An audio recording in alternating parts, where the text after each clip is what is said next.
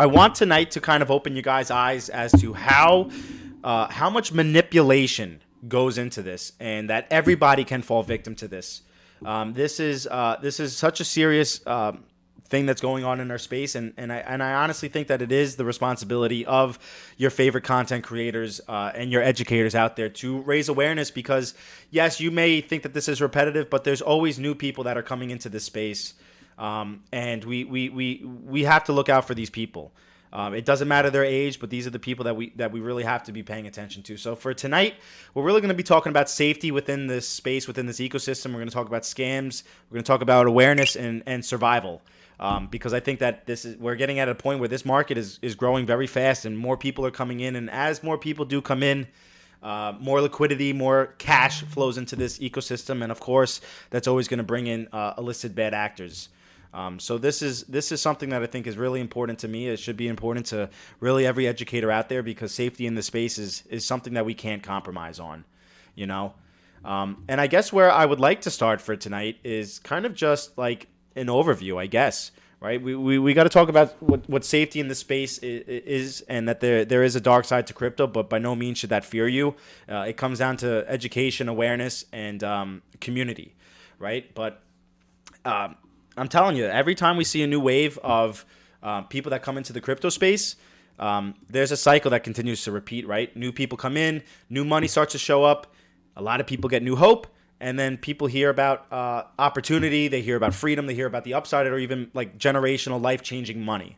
And while all those can be true, everyone's focused on price, everyone's focused on the charts and the narratives, but there is something else that does come with that, and that comes with illicit actors.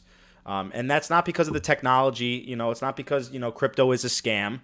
But that's because wherever money does flow, criminals follow that, right? That's how it's always been, whether it's in the banking sector, whether it's in emails or credit cards or online shopping. Every major financial shift in history brought innovation, and then the fraud always seemed to follow that. And crypto is really no different. Except for one thing that I kind of do believe that does make crypto very different, is crypto gives you the ability to control, right? It gives we the people, control. And that's really something that we have to talk about is you as an educated investor, you have responsibility, right? You have control over your assets, you have control over your investments, but with that comes responsibility. Sliced bread, thanks for the follow, man. And responsibility isn't really something that most people want to hear when they're excited, right? When they're making money, right?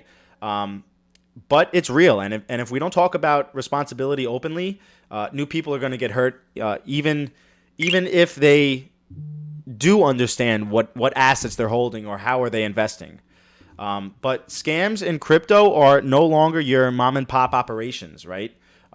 And this isn't people in the messages saying, hey, first 5 people to message me, you get $3,000, right? Or this isn't people messaging you, hey, send me your seed phrase. What we're seeing now is on a level completely different. These are professional scams. These are scams that have entire teams. These are scams that have legal language, right? That sounds like lawyers. There's branded PDFs in there. There's fake compliance notices on there. There's fake transcription reports. And they can mix real blockchain data in with the lies. And they can also create a real wallet address, and it could create a lot of confusion. So we will kind of go into how do you recognize the scams? How do you prevent these scams? Because these are really coming on to a whole nother level, especially with the way that AI is integrating in with this space. It really can trick anybody. And some of the documents that I have shown, they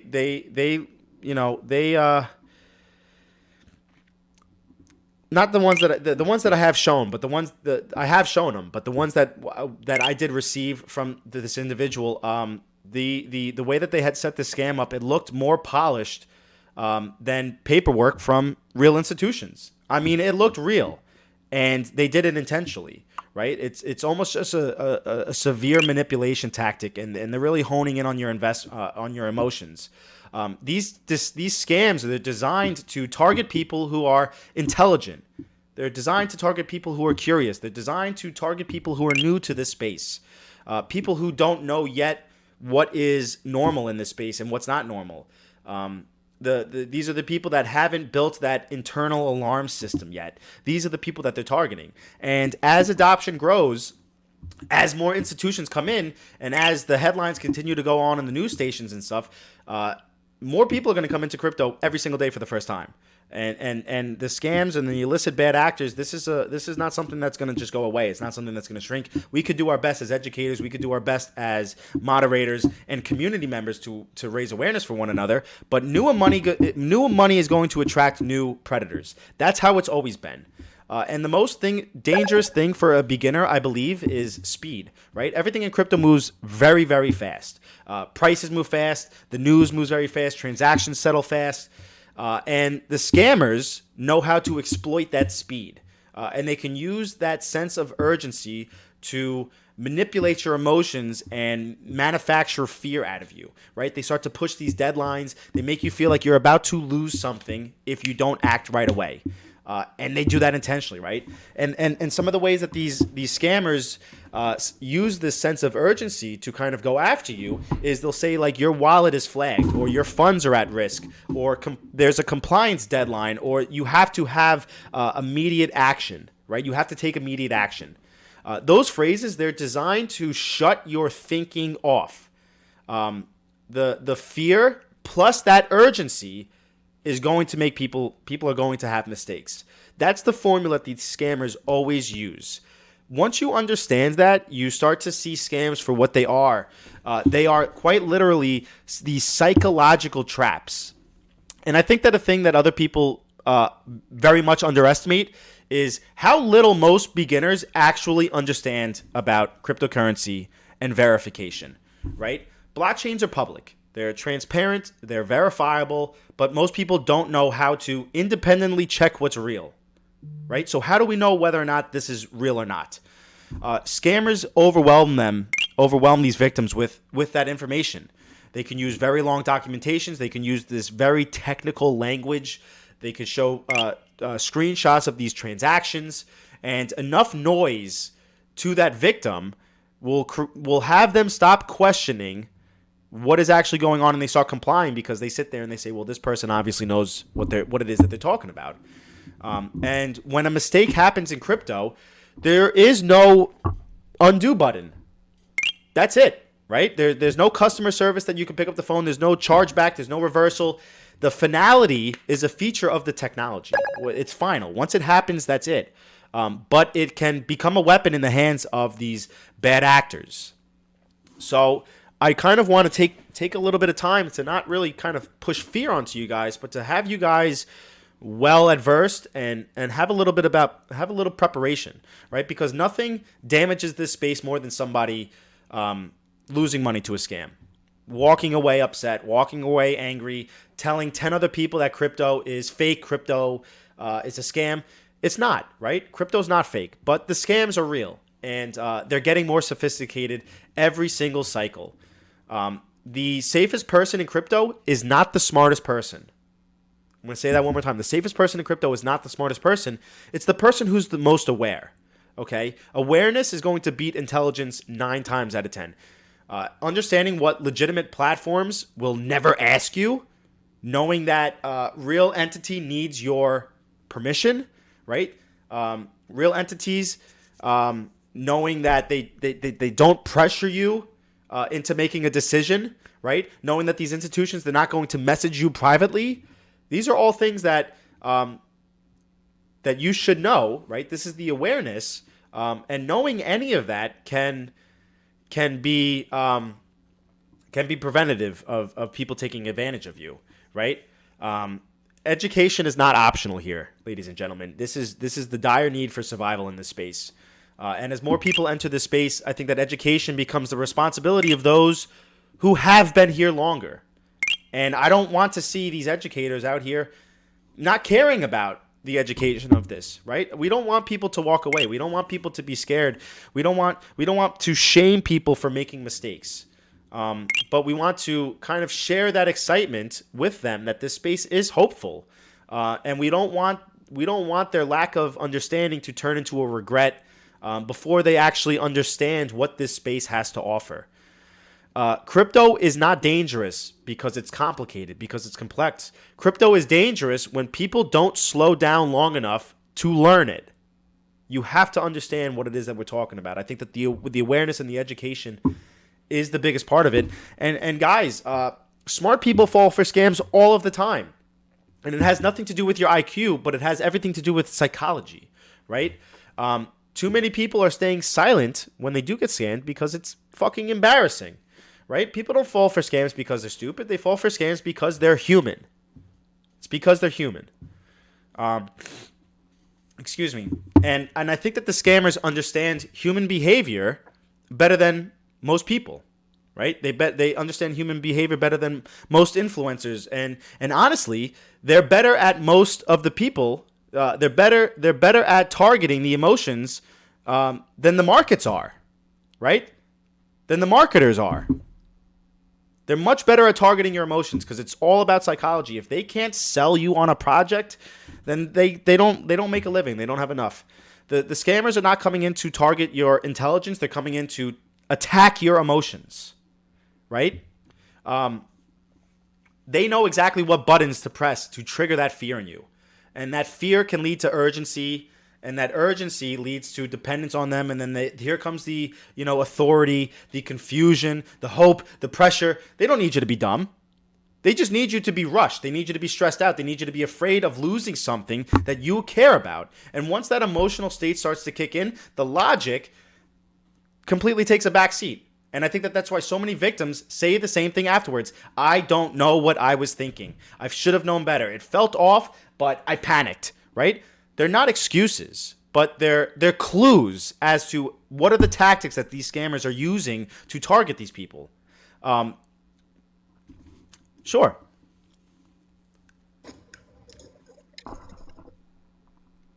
You want me to keep going, Brendan, or would you like to include something? Go ahead, keep going, bro. Okay.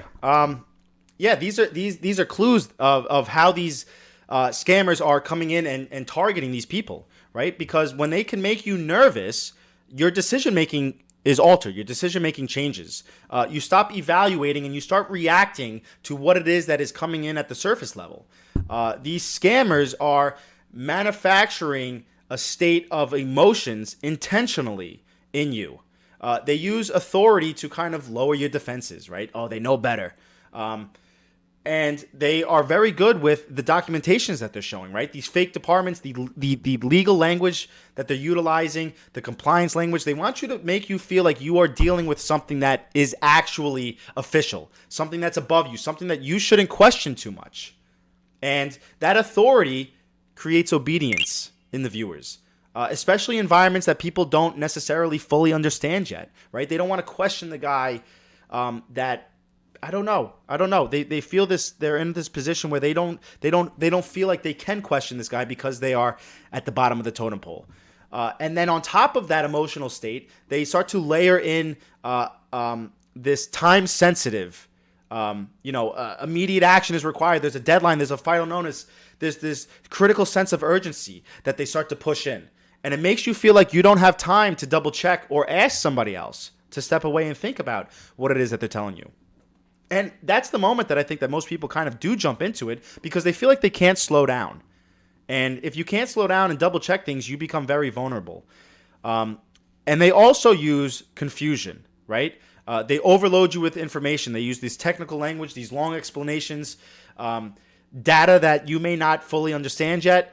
Screenshots, wallet addresses, and they use this sense of complexity to make you doubt yourself. Even if you don't necessarily understand it or you know a little bit, they want to make you doubt yourself, right? They keep you in this state of confusion. You don't really know what's going on. And when you are in that moment of doubt, you're more likely to rely on the person that's guiding you, even if they're the scammer. And I think that that's why scams feel so professional, right? They're clean, they're detailed, they're over-explained, and they're not sloppy, right? They're very well executed. They're very well thought through.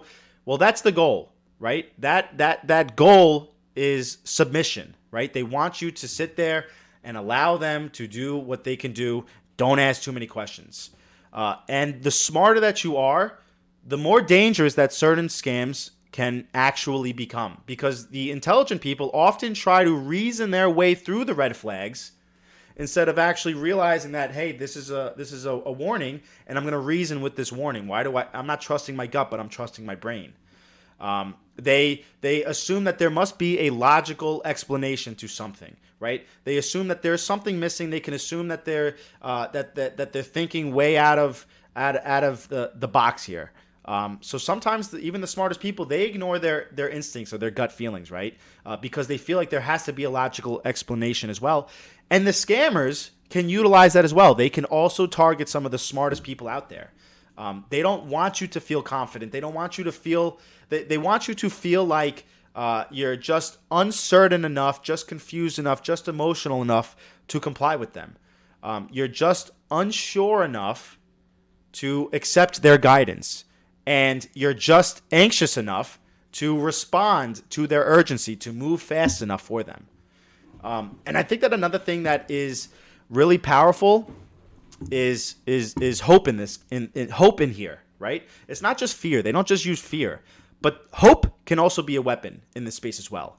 There's this sense of recovery from your financial status or wherever you are in your life. We can change your current situation. We'll help you pay off your house. Generational wealth is coming. There's this promise of fixing mistakes, right? This promise of unlocking your funds.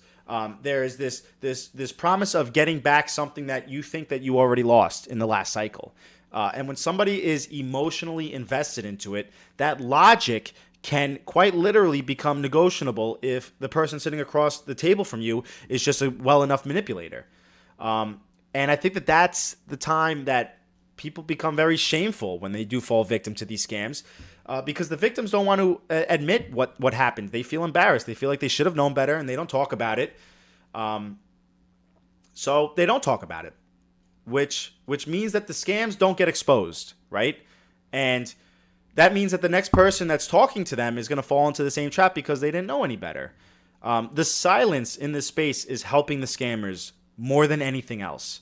And we need to normalize talking about some of the ugly sides in crypto, not to scare people, but to educate people. Because I think that once you understand the psychological patterns of these manipulators and these scammers, the scams become much easier to spot. You start to recognize when someone is trying to rush you. You start to recognize when someone is trying to scare you. You start to recognize when someone is trying to position themselves as the only solution that you have. And I think that anytime or anything that is pressuring you to act immediately, they are not acting in your best interest, right? They are not acting in your best interest. The real systems don't necessarily rush you. The real institutions, they don't threaten you. These platforms, they give you time to verify. They give you time to confirm things. And I think that's something that we have to start to pay attention to, right? If they are pushing this narrative that you have to start to act fast, you should be double guessing that. You should be second guessing that. That's absolutely something that we should be looking into as well. The crypto in the space, guys, cycle after cycle, we know that they reward patience. The scams, they're going to try to punish you by having you being emotional. These scams, they're looking more real than ever, right? And things could become very dangerous with this, because this is the point where people stop trusting their instincts, and they may look at a documentation, a report, a PDF, or some kind of dashboard like this, and they think that there's no way that this is fake. It looks too official, and that's the assumption right there, right? That's the trap that they get you in. And we have to be very clear about something, right? Looking real does not mean that it's real. And in today's world, that visual credibility is very cheap. It's very easy to obtain that, especially with AI. Anybody can copy logos. Anybody can mirror a website. Anybody can fake an email. Anybody can format a document to make it look professional. And scammers know this better than anybody because they have to convince you, right? And it's what they do. What they do is they mix the truth with the lies. But it's not all lies, and it's not all fake. But it's just real enough to confuse you. It's just fake enough to confuse you. It could be a real transaction hash that they pair it with a fake explanation, or a real address that they paired it with a false claim. There's a lot of things that they can do. They blend in with what makes sense with what doesn't, and that's what's effective. Because when people see something real, like a logo, like a Bank of America logo or something embedded in the message, then they assume that that message is real, right? And some of these things that I have shown you guys, they are,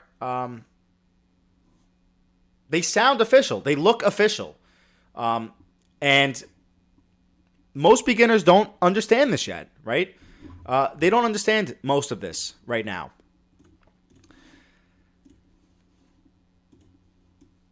Sorry, just trying to fix this back.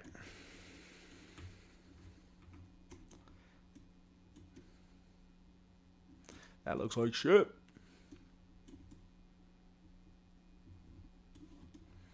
They don't. Most beginners don't necessarily understand this. They don't understand that blockchains are not communicating with you through documentation. You know, they're not sending you reports. They're not emailing you summaries. They're not generating PDFs explaining what was going on in that in your transactions. The blockchains are just software. They're just there to exist. It records what happens. Everything else is interpreted and can be pushed to you on top of that. And the scammers exploit the gap between what a blockchain does and what people think a blockchain does. Right? They understand that there's this lack of education. There's this gap, and they can exploit it. Most people haven't learned how to independently verify information, and I think that that's really what me, Be the Change, Caveman. There's a lot of us out there. This is what we do. We research things. We thoroughly look into these things. We know how to independently verify. That's what we try to show you guys to become your own educated investor. That's why these things are so important. But some people don't feel confident enough with reading the explorers. So instead of verifying, they allow these people who are more knowledgeable than you to interpret it for you. They tell you what the transaction means. They tell you why the transaction stuck, why you can't withdraw it. They tell you what you need to do next. And the moment that you start to allow someone to explain your transactions instead of verifying it for yourself, you already handed over your leverage to these individuals. You know? And another thing that these scammers do extremely well is they use complexity as a means of camouflage for you, right? If something is simple, then people can question it, right? Because they can understand what it is that you're saying, and then they can think of a question. But if something is so complex, people don't question it. They don't even know what to ask. They may have 1,000 questions, but they don't know what to ask, you know? So they make it complicated on purpose, right? Extra steps, extra terminologies, extra layers, extra fees. And each step makes it feel more official, right? More technical is more believable, essentially. But the real systems, they don't actually behave like that. You know, real blockchains don't require these off-chain payments to unlock your on-chain funds, to unlock your funds that are on the chain. The real networks, they're not freezing your assets and then ask you for a separate payment to unfreeze them. They don't do that. Real exchanges, they're not routing your support through WhatsApp or Telegram or Discord or private messaging apps. They're not doing that. The real institutions are not forcing you within a time slot to operate within what they need to be done through pressure and through secrecy. They're not doing any of that. But people fall for it all the time because it feels real. It looks like it's something that is legit. It looks like it's something that should exist. You know? And I think that that's why the scams are so effective to the newcomers. Because when you don't know what normal looks like, then anything that sounds confident can become convincing to you. And the scammers don't need you to trust them forever. They just need you to trust them for a short amount of time. They just need to gain your trust once. And I think that that's also why the fake recoveries, right? Oh, you lost your funds. I'll help you get it back. They're also exploiting that as well. Because when people lose money to a scam, they can get contacted by another service claiming that they can recover those funds for a fee. And those people are emotional, right? It's that same trick, but they're kind of banging you twice for it. And they can also use that hope as a weapon, right? We could fix this. We could reverse it. We just need a couple more steps and we can help you. But there is no recovery button for blockchain. There's not. It's hard to hear, but that's the truth. And anyone promising an easy recovery is almost always trying to extract whatever value you have left, whether that's money or assets sitting in your cold storage wallets, whatever. They're targeting your emotional energy. And I think that the awareness in this space is much more important than the optimism that sometimes we talk about in this space, because the optimism without understanding can make these newcomers very vulnerable. And that confidence without verification, as right, knowing how to self-verify things, can also leave you exposed. And that trust, right, having trust without evidence, without being able to self-verify it, well, that's exactly what the scammers are relying on. They're relying on you to rely on them. And I'm not here to try to make people paranoid. I'm trying to just keep you guys grounded. Grounded in how these systems are actually working. Grounded in the fact that blockchain itself is the source of truth. Not the emails, not the PDFs, not the phone calls, not the messages, not the screenshots, right? It's the blockchain itself. We can actually go in there and we can verify things for ourselves. So let's talk about what real crypto systems, what they never do, right? Because once you start to get a little bit more of an understanding about how the real systems are actually functioning and what they don't do to their clients, then understanding what the scams are doing becomes much easier to spot. Most people don't need a technical knowledge to stay safe in crypto. They don't. What they need is a clear understanding of the boundaries, right? Clear lines. What should we cross? What could trigger my caution, right? There's a lot of things that we have to understand where our boundaries are and what is expected, what's normal within this space. The real crypto systems, they're not chasing you. They're not rushing you. They don't need to reach out to you through private messages, through emails, through letters. They're not initiating contact through TikTok and social media. They don't slide in your DMs telling you, hey, we're Coinbase support. No legitimate exchange, cold storage wallet provider, or blockchain foundation has ever operated in that way, right? Support is something that you, the user, have to initiate, not something that the support comes and finds you. So think about that. If someone is reaching out to you, telling you that we can help you in some means, just consider that, right? The real crypto systems out there, they're not asking for your private keys or your seed phrase, right? That's basically the password to your cold storage wallets. They never ask you for your private keys or your seed phrase. Never. Not to verify anything, not to recover, not for compliance, not for upgrades. Your seed phrase is your wallet. And anybody who is asking for that is asking for full control of the steering wheel. There is no scenario in the world where a legitimate entity is going to need that information. That's never going to happen. Real crypto systems out there, they're not rushing you, right? They're not going to create these deadlines for you, and they're not creating these artificial deadlines for you. They don't threaten you with a loss if you don't have to act within 24 hours. They don't say that your funds are going to disappear in minutes if you don't comply. That pressure is a scam tactic, and they use it all the time. But the real institutions never use that pressure. That is not a part of the real infrastructure that they have. I have a question. I didn't give my seed phrase, and I can see my money, but can't access it. There's a lot of things that could be. There's a lot of things that could be. If you'd like, we can have a conversation about it in a little bit. I'd have to ask more questions. I'd have to go exactly with what is going on with you, but I will help you. These real blockchain systems, they're not communicating with private messages, right? The blockchain's not sending emails. They don't generate these PDFs or these warnings. They're not giving you warnings. They're not flagging your wallet and then they're waiting for you to pay a fee in order for you to access that. Everything that matters, your crypto lives on the ledger. It lives on the blockchain. If something is real, you can independently verify that without trusting this third party to explain it to you. Okay? The real exchanges are not asking you to pay money to unlock money. They don't do that. They don't require this extra deposit to release your funds. They don't charge these hidden fees through these private addresses. They're not doing any of that. If a fee exists, it's transparent. It's on the platform. It's verifiable. We can access that. We can independently verify that. The real institutions are also not acting in secrecy, right? They don't tell you not to talk to anyone. They don't discourage you from verifying the information. They don't tell you to don't tell the banks you're doing this. They don't do that, right? They're not isolating you. Isolation is one of the oldest manipulation tactics there is, right? If someone wants you alone with that problem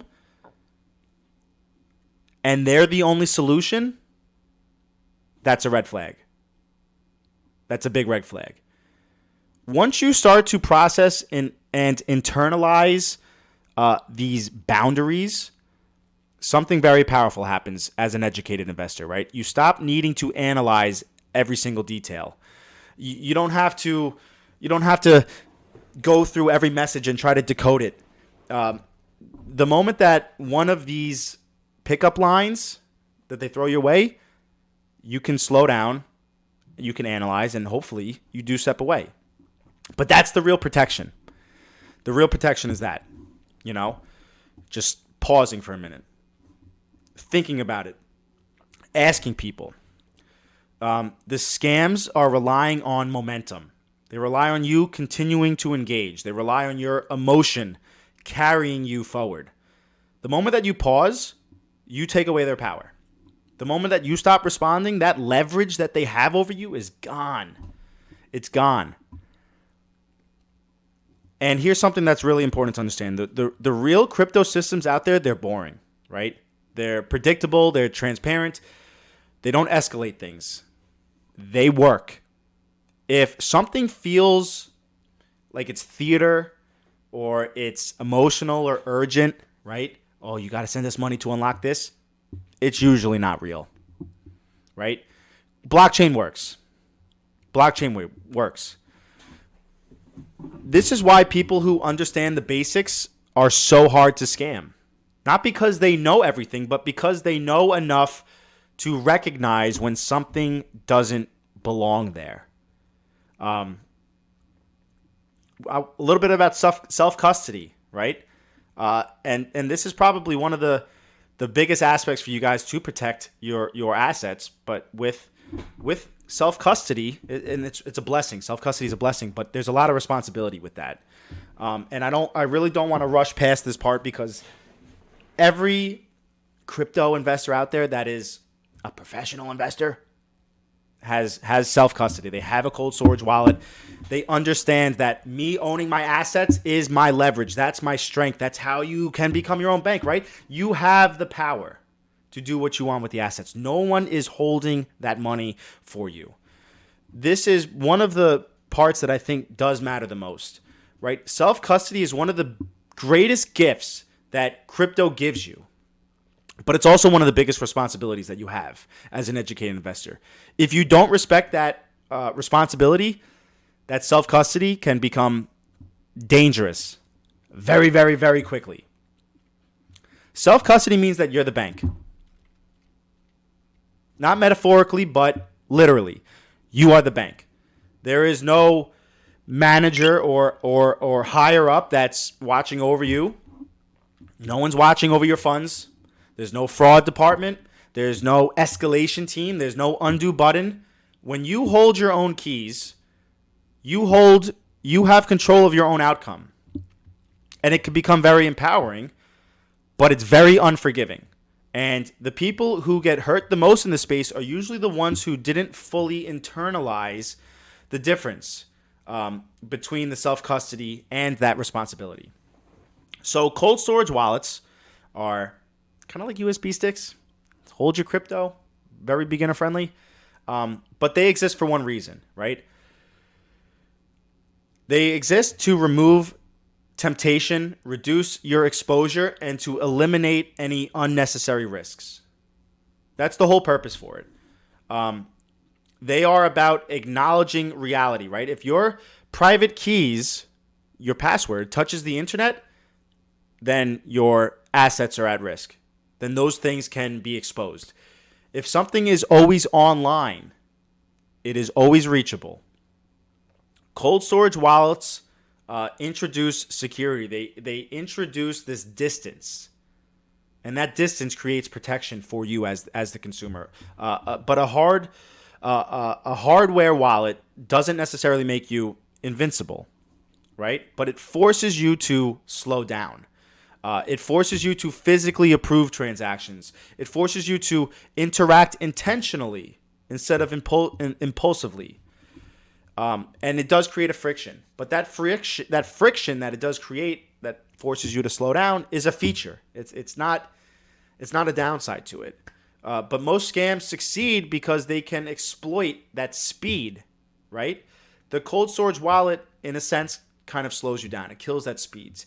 And you don't panic click your way into losing everything when you need a physical device. You need a confirmation screen. You need time to think about it. And that pause alone saves way more people than any antivirus software that you may have on your computer or VPN on your phone. But the self-custody isn't just about that physical device that you receive in the mail. It's about your habits with it, right? It's where you store your recovery phrase, right? Where do you store it? Do you store it on your phone? Do you have it in a piece of paper? Maybe in the safe, in a fireproof box? Who has access to it, right? How often are you looking through that, right? Your exposure to that recovery phrase matters. If you do put it on the phone, that puts you at risk. Put it on the Google Cloud, that puts you at risk. If your seed phrase is stored in a screenshot, it's compromised. I don't know how else to tell you. It is compromised. If it's in your email, it's compromised. If it's in Google Cloud, it's compromised. The safest place to store your seed phrase or your private keys is offline, physically stored, right? Piece of paper, whatever. But no one wants to hear that because it's boring, right? But this is the security that's necessary. And that's what you need if you want to protect the value that may come in advance with that. I think another thing that most people misunderstand with self-custody is that it doesn't necessarily lead to isolation. It doesn't mean that you can't ask questions. It doesn't mean that you shouldn't learn from others. It just means that you independently verify before you have to act, right? It means that you can never outsource your trust blindly to them.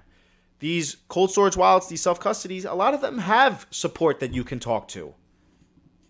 You know, if someone tells you to move funds and you got to do it today, it's urgent, you stop. If someone tells you that your wallet's at risk, you stop. If someone tells you that they're the only solution to helping you, you stop. I don't care what they say, your wallet does not expire. Your funds, they don't need rescuing. They don't need more money to access your funds.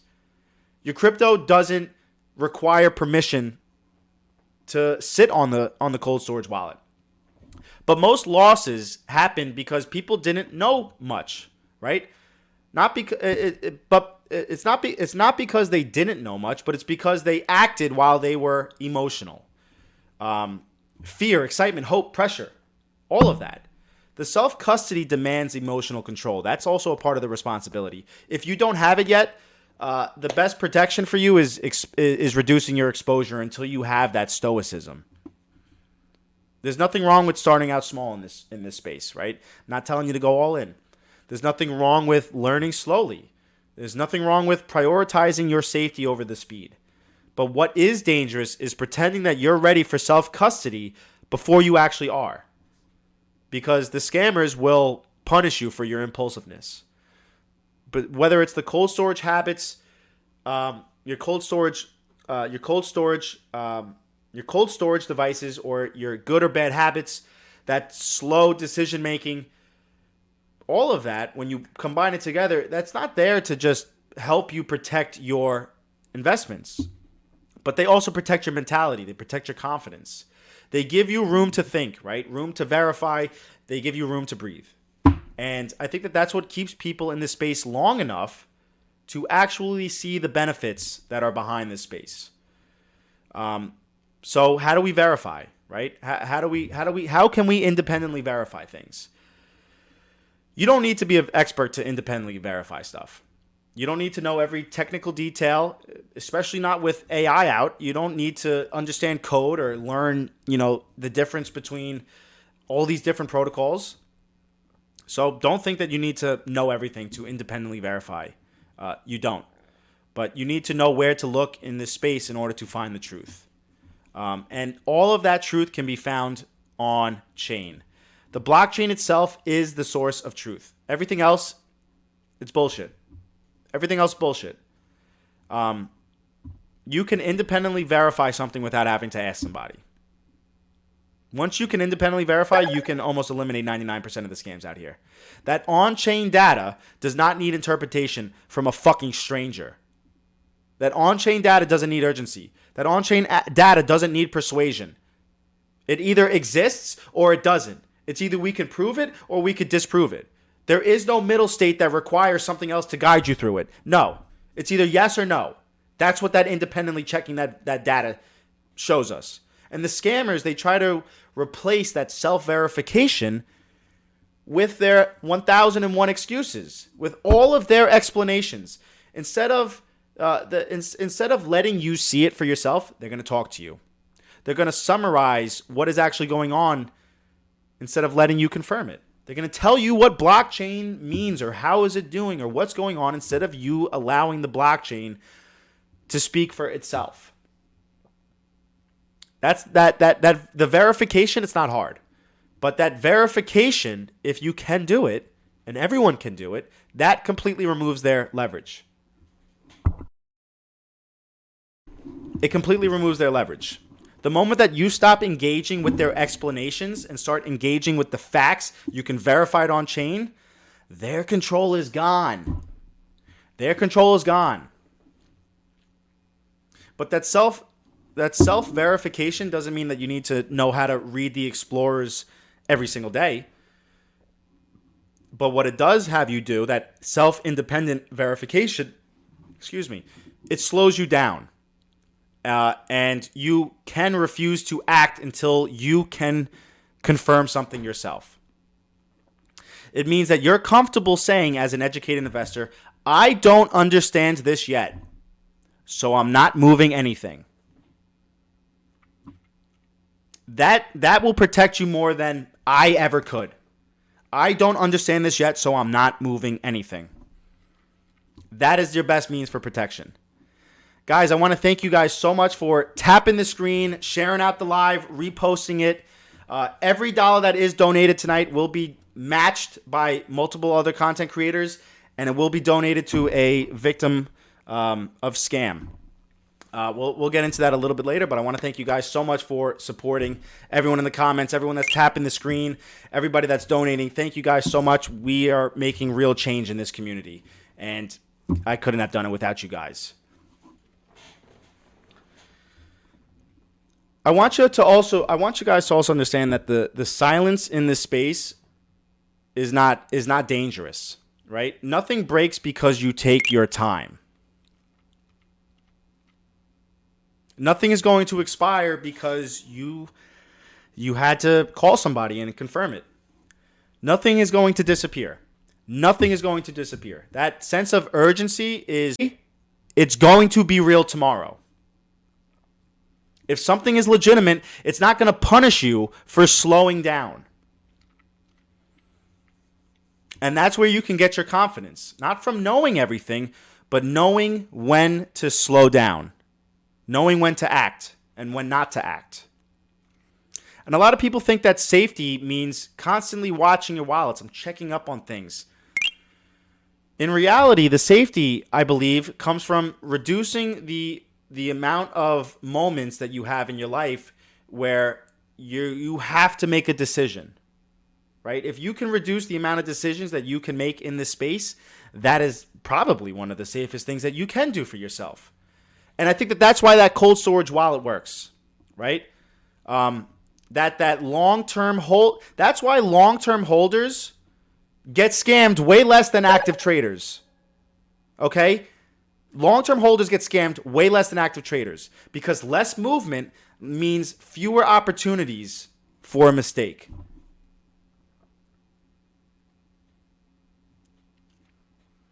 When you can self-verify, it means that you understand what you can verify and what you don't have to verify, right? You don't have to read every message in the chain.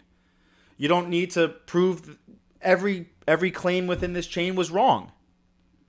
There's no arguing. The moment that something feels off, the correct move for you guys is to completely disengage.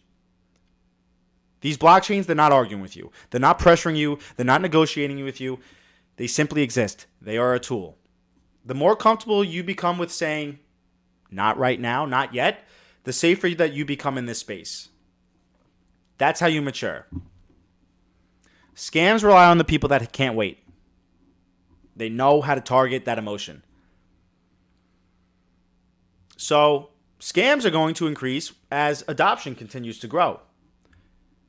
And that's just a cause, an effect of how fast this market's going to grow. Scams appear once value starts to form. Right? Every major financial system went through this. Banking, credit cards, email, online payments, all of them. Scams were there. When email became mainstream, spam exploded. Spam exploded. When credit cards became pretty common, there was a lot of fraud that followed that. When online shopping really kind of ripped, there was a lot of phishing that came with that. Not because those systems failed, but because they became valuable enough to somebody out there to exploit those systems. And crypto is there right now. As this infrastructure improves, as institutions start to come in, as governments start to regulate, and as everyday people start to pay attention to what this space is, the scammers are going to continue to adapt. They always have. The scammers study what looks legitimate and they copy it. They're not out here inventing systems. They mirror the systems that already exists. So that's why these scams look so legit, so institutional. They use legal language, right? They pretend to be exchanges that already exist or foundations that already exist. They're following the legitimacy in this space. The scammers, they want order, right? They want this predictability. They want systems that people can trust. They don't want you to come into something that you really never heard of. A lot of them, they want to copy the ones that you already know of. The more legit that crypto becomes, the easier it is for bad actors to hide inside of the system. You know, and regulations and compliance can solve that a little bit. But the adoption is working, you know. A scammer pretending to be blockchain support only works if blockchain support is something that people need, something that people are expecting to exist.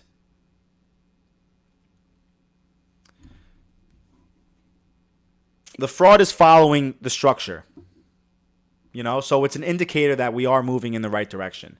But that's why education becomes so important at this stage. Because the early adopters were dealing with these really bad user experiences and these really fucked up tools. And the new people coming in, they have to deal with these fake interfaces and these really sophisticated concepts and designs. But the danger shifted from the technical, really fragmented side of crypto to the manipulation side of crypto. And that's not a crypto problem, but that's just, you know, a human problem. But that's where the responsibility starts to shift from the builders to the community. And I think that's where we come in as educators and as viewers. We are here to protect one another. As the space matures, the role of people who understand it have to adopt this role of guidance. And I think it's just as important as predicting what is next. We have to talk about what's real. If we want real adoption, not just speculation, people have to survive long enough to benefit from this, right? We talk about 5-10 years. This could be something fucking completely unknown in 5 years. But people have to survive long enough to benefit from what's coming. These scams, they're not just personal losses. They damage the entire ecosystem. Every person that gets burns, they walked away angry and pissed off. These people, they feel embarrassed and they stay silent and they give the scammers more room to keep coming at people. And every time that a person doesn't necessarily understand what's going on, they come out and they spread this misinformation. Oh, crypto's a scam. Don't get into it. It makes the entire ecosystem look like shit. That's a fact. So it's up to our part as educators and viewers and community members to, I don't know, to do our best. To do our best. We have to stay on top of it. That's where we are right now. That's exactly where we are. Scammers win when people are in isolation. We as a community, we have to come together. We have to spread this information. And I say this all the time. Like, people say, oh, well, what do you think of this coin? What do you think of that coin? And there's a lot of times where I go, what can you tell me about that project? And 10 times out of 10, barely anyone ever tells me anything about that project because they never looked into it. They want to hear my opinion of it because they heard some other educator talking about it. But before you spend a single dollar in this space, you have to spend time understanding it. That's how you survive in this space. Nothing in this space is urgent, okay? Nothing in this space is urgent. There's nothing is going to disappear overnight. There's no opportunity out here that's going to require you to act before you can take time to understand it. And if somebody's telling you that, then they need to get the fuck out. That person's not looking out for you. Real opportunity is patient, right? But the scams, they rush it. Slowing down is not a weakness, guys. Asking questions is not a weakness. The people who take time to understand wallets and custody and verification and what am I actually investing in? What does this project do? Those are the people who survive. It's weird. There's like this strange pressure in this space right now to pretend more than you actually understand. And I see it all the time with people that want to challenge my perspective. That's fine. I welcome anybody to challenge my perspective, but I always give you a little pushback, and you got to at least show me that you know what you're talking about. But most people don't. They want to act confident before they're ready to jump in. That pressure can become dangerous, to act like you know what you're talking about. If you don't know, it's okay to say you don't know. No one. The AI is smarter than all of us. Use the fucking thing. You know? There's nothing wrong with starting out small. Taking your time to learn. Confidence comes from understanding. Not from pretending to be a somebody who knows what the fuck they're talking about. And another thing that I want you to understand is that you don't owe anybody access to your attention. You don't owe anybody access to your wallet or owe anybody access to your trust. Because if just because somebody sounds confident doesn't mean that they are out here, that they deserve your time, or that they're looking out for your best interest. Just because somebody's using technical language doesn't mean that they know what the fuck they're talking about. You're allowed to be disobedient. You're allowed to walk away. You're allowed to ignore messages. That's not being rude, but that's being responsible. I want you to understand that being involved in crypto doesn't require you to be perfect. Mistakes happen all the time. There's a learning curve. Learning curves exist in this space. What matters is how you respond to these things, right? When somebody is trying to take advantage of you, do you slow down and adjust and analyze, or are you doubling down on your urgency? Are you trying to understand, or are you just in here to argue with people? Do you protect what you have, or do you let the fear of others push you into a risky decision?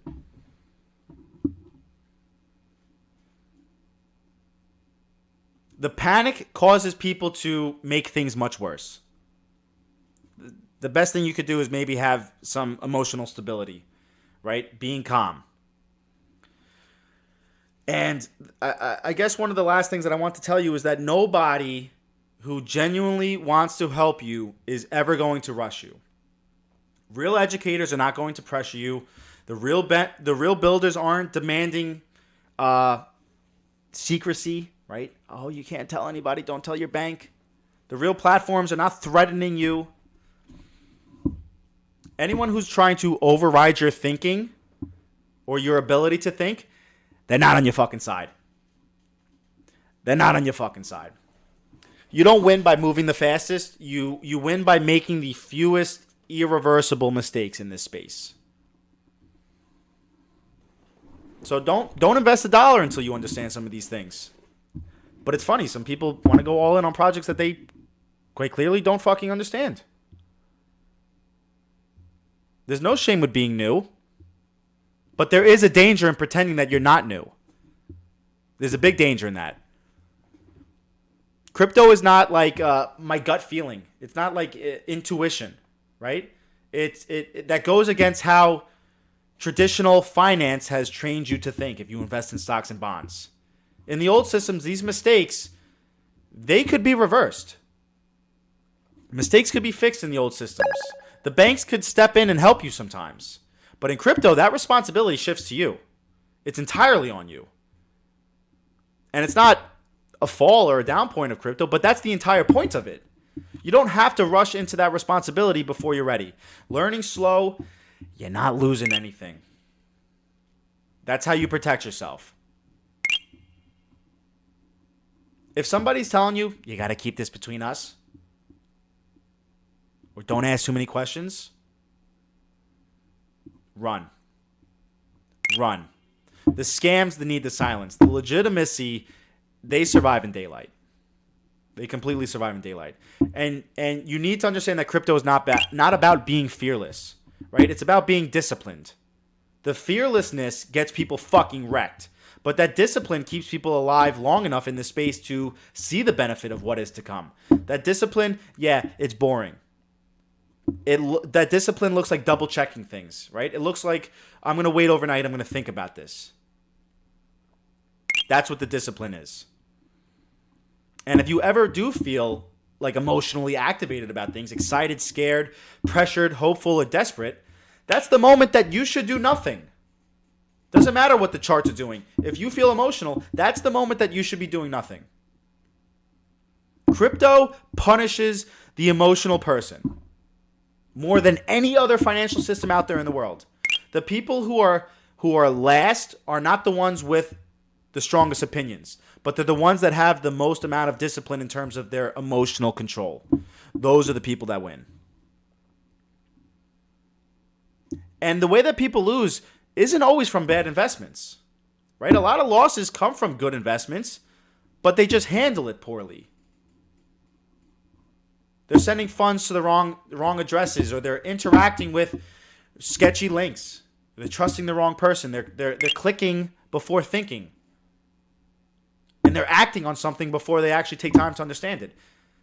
Protecting your downside matters way more than chasing any upside in this space.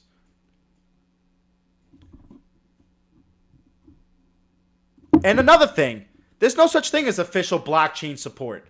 They don't need your help. Blockchains are not calling you. They're not emailing you. They're not generating documents for you to go sign.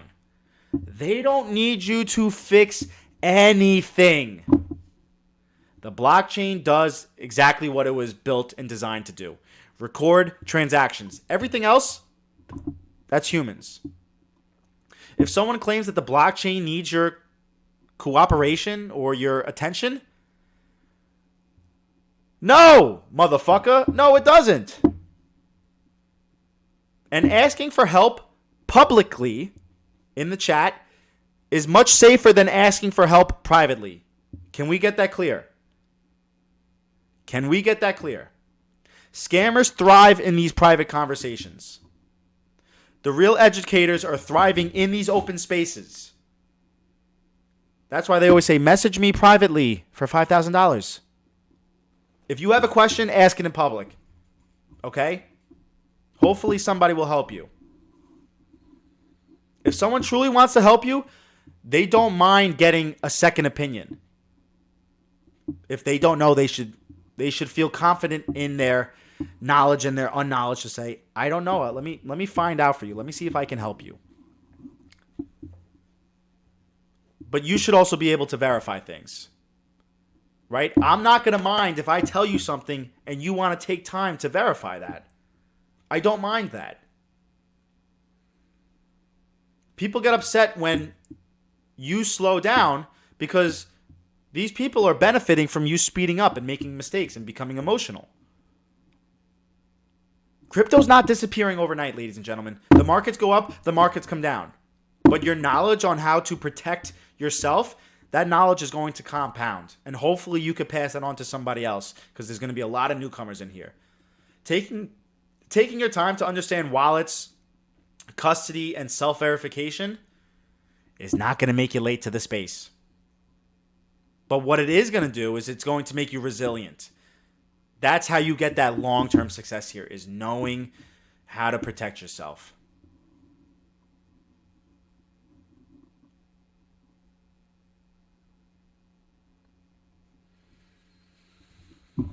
I don't know, guys. It comes down to survival, right?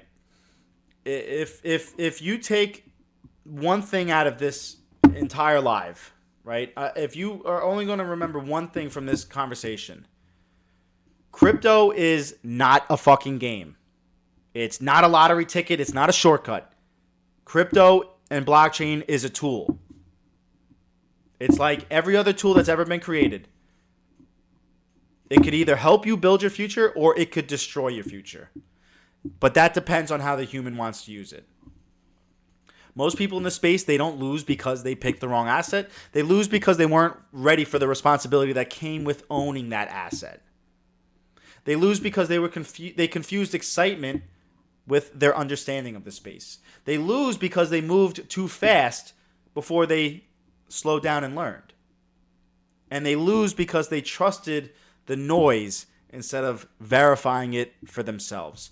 Doing your own research. You just got to be disciplined in your emotions, guys. Right? We talked about how complex these scams get, but they all scams rely on the same thing. Rushing you past your instincts. Making you doubt yourself. Making you feel like you're going to miss out. Making you feel like you're going to lose something unless you act right now. And the moment that you understand that, you're not a victim anymore. Because the real power in this space is you slowing down and taking your time. It's the ability to stop. It's that ability to think. It's that ability to say, not right now, not yet. And walk away if you need to. That's how you survive in this space. The self-custody, it's not about, being fearless. It's about being humble. Humble enough to know that you don't know yet. Humble enough to protect yourself before trying to become profitable. Crypto does not forgive recklessness. It doesn't. But it does reward the ones that are patient, right? There's no shame in learning. There's no shame in asking questions. There's no shame in slowing down. The only shame is pretending that you're ready when you're not ready. And then most people end up paying for that later. So as the space grows, as more institutions come in, as the news starts to come out with more headlines, the scams will continue to grow. That doesn't mean that crypto is a scam. It just means that crypto is vulnerable. The attention is here. It means that opportunity is real enough for you and for me that the criminals feel that they can steal it from you and me.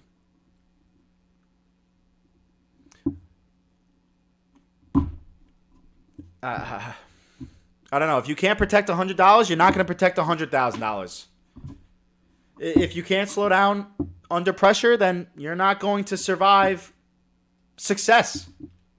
You're not going to survive being successful. And if you can't self-verify your information, you will forever rely on somebody that is going to do that for you.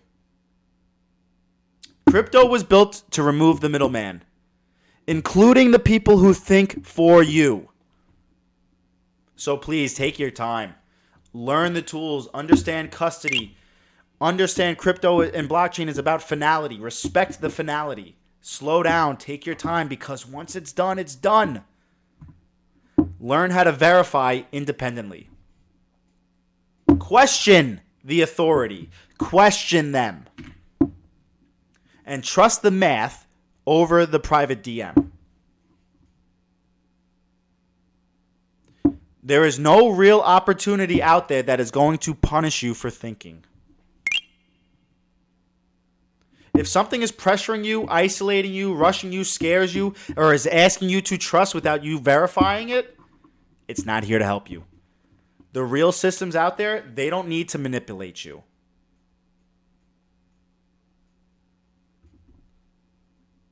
You don't need to be early in this space, but you do need to be prepared. That is one of the ways that I say that there's 3 ways to fuck it up, right? 1 is you buy the wrong thing. 2 is you get emotional. You sell early, you buy late. And 3 is not custodying your digital assets properly, not protecting your assets. I don't know. Is there something else that I'm missing? There's 3 ways to fuck it up. The goal is not to get rich quick, but the goal is to be one of the last ones standing when the real opportunity does come. And if you protect yourself properly, you can change your entire life in this space. That is the truth. That is the truth. There's 3 ways to fuck it up. Buying the wrong thing, being emotional, and not custodying your digital assets properly.